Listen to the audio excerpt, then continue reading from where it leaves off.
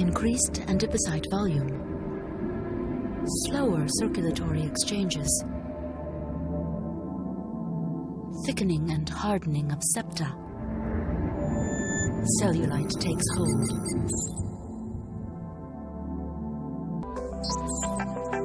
Roll in for intense mobilization of compact cellulite. Increases the microcirculation.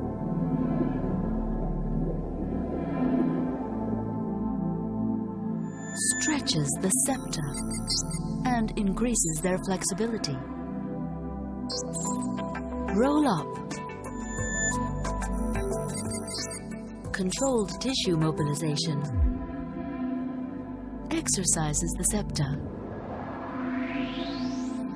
Increases fluid exchanges for swollen tissue and cellulite. Roll out.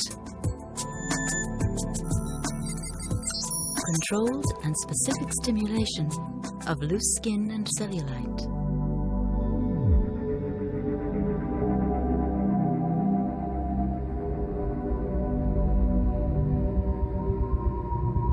Session after session, exchanges are stimulated and beauty is enhanced.